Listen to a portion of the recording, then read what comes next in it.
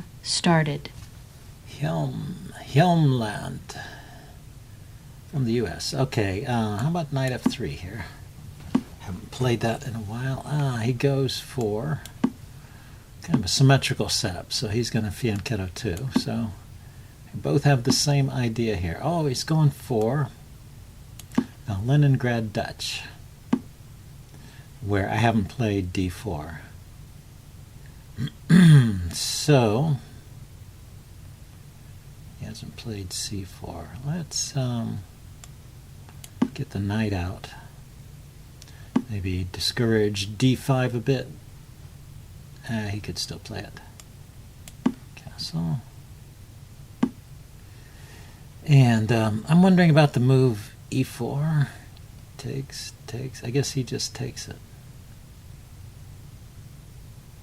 He's preparing e5.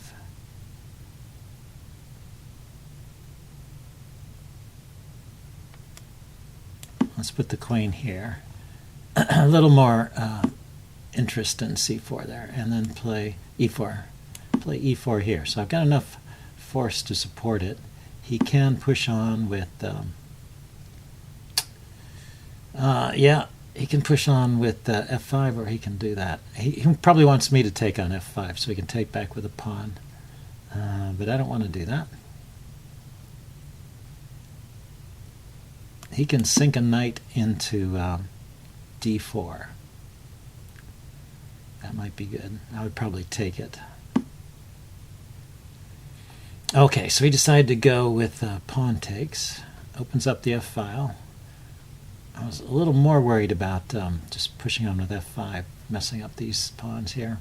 So my question is whether to take with the knight or the pawn. I guess the knight, because he might be playing knight to d4, and I would have to play knight takes. And that would leave this underdefended here. Knight takes, pawn takes, and I would have to move the knight on c3. So I get the knight out of the way first. I have a kind of light squared blockade, and he's got... I have no real good way to reach that square, however. So maybe knight... let's see, knight to e1 to d3, or e1 to c2. How do I get into it? I can come from this square or this square. I guess it's e1, c2, e3, d5 is the way to get there. And let's see if he can do something in the meantime. He can now sink a knight here, right? Indeed he can. And so that can go into these light squares. Here, here, here. So knight here. Oh, bishop there. He can already play bishop to... so 1, 2, 3, 4. I've got enough force to to put a pawn on f3, which is fortunate because bishop to e2 is just killing there. Aha. Okay, so now I can continue my slow knight maneuver.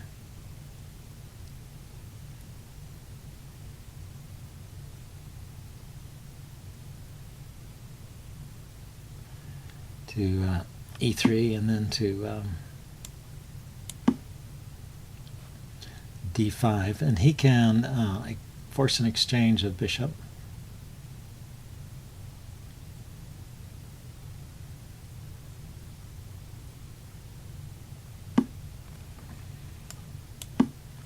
So I finally got there. He can just trade it off at he will. Okay. I was thinking, you know, I'm probably going to play bishop e3 and trade off his knight. Let's keep more pawns on the king side and have a minority on the queen side. Okay, 1, 2, 3, 1, 2, 3. He is getting some dangerous pressure on f3. Can I play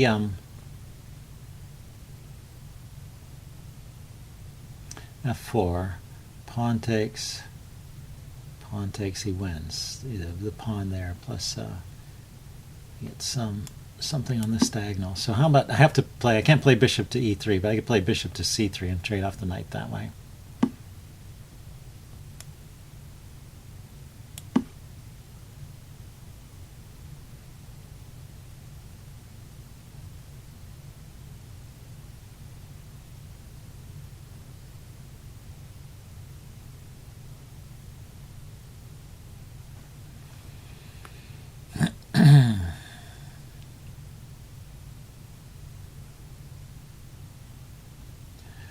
So, does the knight have anywhere to go?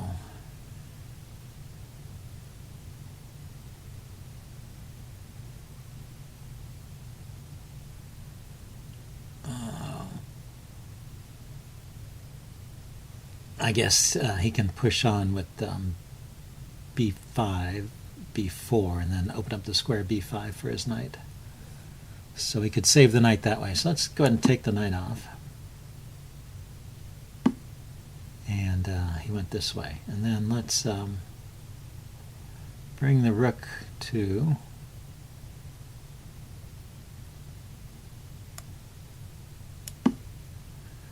e1, and then just push f3 to f4, e4 to e5. Queen gets off this diagonal. This is a good diagonal for his queen. That dark square diagonal looking at my queen. So he had the idea of pushing here and then pushing there. Yeah. Yeah, that's good. Can't really stop that. And I'm going to need to defend the b2 pawn from his bishop at some point.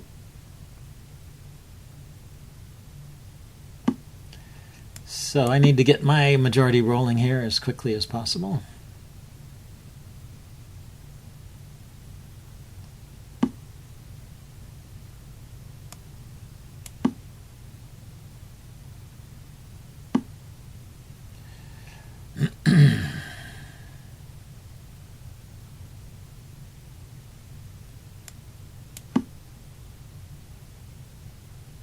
Check.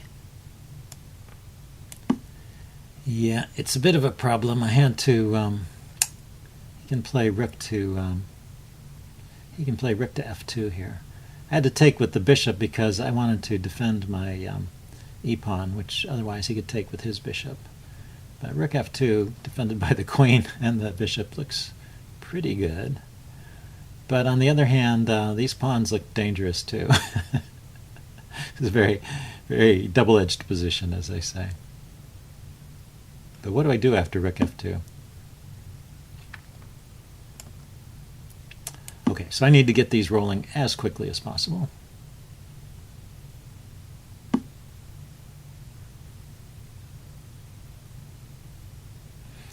He's going to blockade with the queen.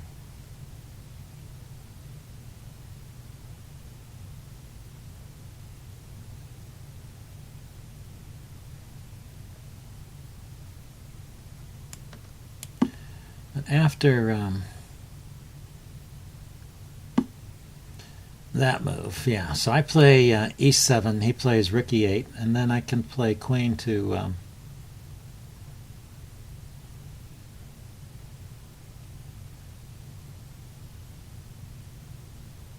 f4, right? He can't take the pawn. He could take the queen. I take. And I've got this pawn here. He could attack it with the bishop. Yeah, it's hard to say. I guess he gets to attack it with the bishop from this square on c5. Is probably good. And I can play bishop to here to there, giving a check. But I'm a little bit slow.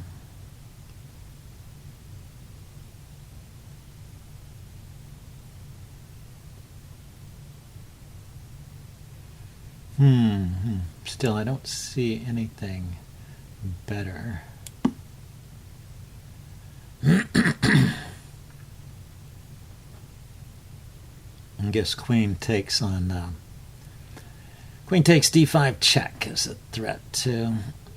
Queen takes d5, bishop to g2. Queen moves again. Check. But it did snag him a pawn. Now he's hitting here. And I was thinking, do I have a check here?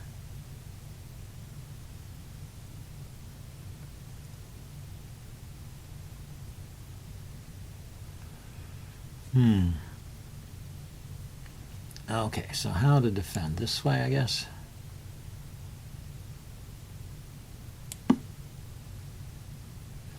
Have a check on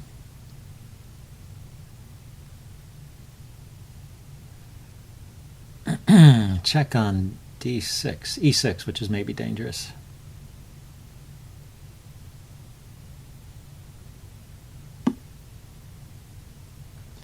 He snags the pawn. Check. Well, I'm gonna grab that check while I can, and then I'm gonna play bishop to d5. I thought this would be worth something.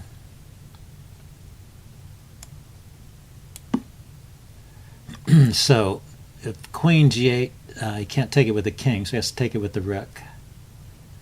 Bishop takes, rook takes, and then this queen, so I'll have a queen and a rook against queen and a bishop. But he has these advanced pawns. Black is probably still winning. But maybe there's another threat here of, he goes there immediately. Yeah. So check.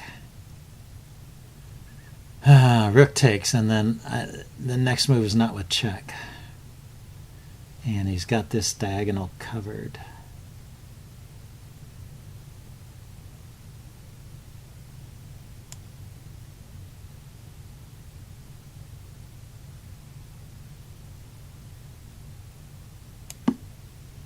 Yeah, this looks horrible. He's just going to play c3 here, right?